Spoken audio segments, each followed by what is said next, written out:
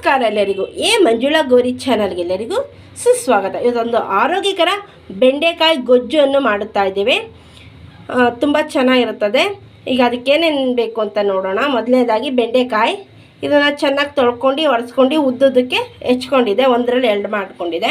ಉದ್ದಕ್ಕೆ ಹೆಚ್ಕೊಂಡಿರೋಂಥ ಈರುಳ್ಳಿ, ಮಸಾಲ, ಈರುಳ್ಳಿ, ಟೊಮೊಟೊ, ಬೆಳ್ಳುಳ್ಳಿ, ಶುಂಠಿ, ಕೊಬ್ಬರಿ, ಕೊತ್ತಂಬರಿ ಸೊಪ್ಪು, ಚಕ್ಕೆ, ಲವಂಗ, ಅಚ್ಚ ಖಾರದ ಪುಡಿ, ಧನಿಯಾ ಪುಡಿ ಹಾಗೂ ಗರಂ ಮಸಾಲಾನ ಎಲ್ಲ ಸೇರಿಸಿ ರುಬ್ಕೊಂಡು ಇಟ್ಕೊಂಡಿದ್ದೆ. ಕುಕ್ಕಿಂಗ್ ಆಯಿಲ್, ರುಚಿಗೆ ತಕ್ಕಷ್ಟು ಉಪ್ಪು, ಇದಕ್ಕೆ ಬೇಕಾಗಿರುವ ಸಾಮಗ್ರಿಗಳು. ಒಲೆ ಮೇಲೆ ತಪ್ಪಲೆ ಇಟ್ಕೊಂಡಿದ್ದೆ. ಈಗ ಅದಕ್ಕೆ ಕುಕ್ಕಿಂಗ್ ಆಯಿಲ್ನ ಹಾಕ್ಕೊಳ್ಳೋಣ. ಸ್ವಲ್ಪ ಜಾಸ್ತಿ ಹಾಕ್ಕೋಬೇಕು, ಎಣ್ಣೆಲಿ ಸ್ವಲ್ಪ ಫ್ರೈ ಆಗೋದ್ರಿಂದ. ಈಗ ಎಣ್ಣೆ ಕಾಯ್ದಿದೆ, ಈರುಳ್ಳಿ ಹಾಕ್ಕೊಳ್ಳೋಣ. ಈರುಳ್ಳಿ ಚೆನ್ನಾಗಿ ಫ್ರೈ ಆಗಲಿ ಎಣ್ಣೆಯಲ್ಲಿ. ಈಗ ಬೆಂಡೆಕಾಯಿ ಹಾಕ್ಕೊಳ್ಳೋಣ.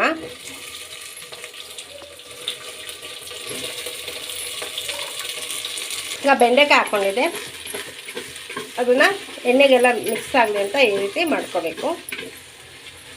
ಒಮ್ಮೆ ಚೋಟಲ್ಲಿ ಫ್ರೈ ಹಾಕ್ಸ್ಕೊಳ್ಳೋಣ. ಎಣ್ಣೆಲೇ ಚೆನ್ನಾಗಿ ಫ್ರೈ ಆಗಬೇಕು ಬೆಂಡೆಕಾಯಿ.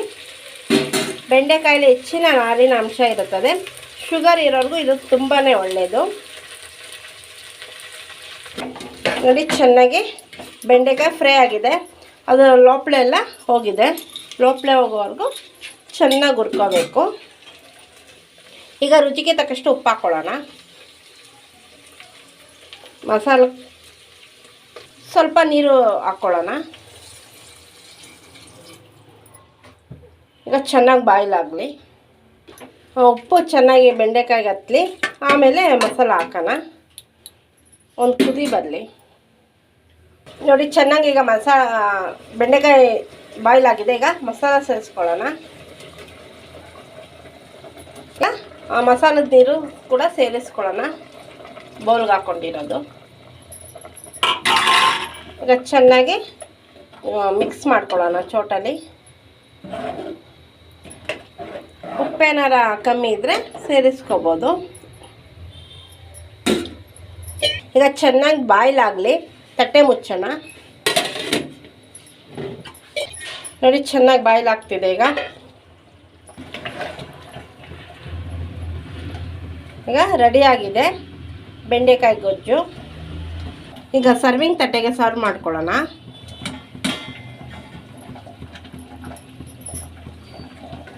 ಈಗ ಇದರ ಜೊತೆ ಸವಿಯಲು ಪೂರಿ ಕೂಡ ಇದೆ.